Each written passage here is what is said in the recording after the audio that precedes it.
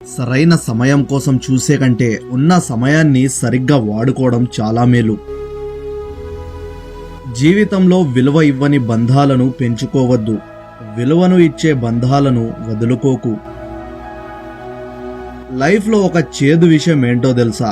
ఎవరైతే ఎక్కువ బాధ్యతగా ఉంటారో అలాంటి వారికే బాధలు ఎక్కువ, మరి నీతిగా ఉన్నవారికి నిందలెక్కువ. మిత్రమా, కన్ను చెదిరితే గురి మాత్రమే తప్పుతుంది, మరి మనసు తప్పితే జీవితమే గతి తప్పుతుంది. కొడుకు గుణం పెళ్లి తరువాత, కూతురి గుణం వయస్సులోను, భర్త గుణం భార్య అనారోగ్యంలోను, భార్య గుణం భర్త పేదరికంలోను, స్నేహితుడి గుణం కష్టం నందు, అన్నదమ్ముల గుణం జగడం నందు, పిల్లల గుణం వృద్ధాప్యంలోను తెలుస్తుంది. ఒకరికి నువ్వు ఎక్కడైతే ఎక్కువ చనువు చూపిస్తావో అక్కడే నువ్వు మరి ఎక్కువ చులకనవుతావు. నమ్మకం అనేది చిన్న పదం. దీనిని చదవడానికి 1 సెకండు పడుతుంది, ఆలోచించడానికి 1 నిమిషం పడుతుంది, అర్థం చేసుకోవడానికి 1 రోజు పడుతుంది, కానీ నిరూపించుకోవడానికి జీవితాంతకాలం సరిపోదు.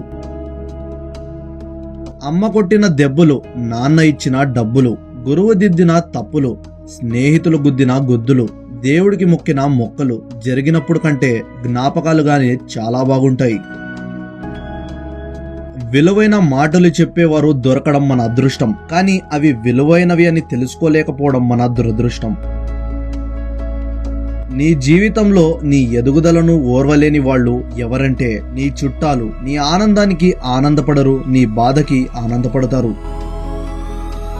పుట్టుకతో వచ్చిన అంధత్వాన్ని నయం చేయగలం, కానీ అహంకారంతో కళ్ళు మూసుకుపోయిన వారిని ఎవరు బాగు చేయలేరు. బ్రతకడానికి నీ దగ్గర ఏమీ లేదంటే నువ్వు సింహంలా వేటపడుతూ ఒంటరిగా ఓ చెట్టు కిందైనా బ్రతుకు, కానీ ఒక వ్యక్తి కింద మాత్రం బానిసగా బ్రతకొద్దు.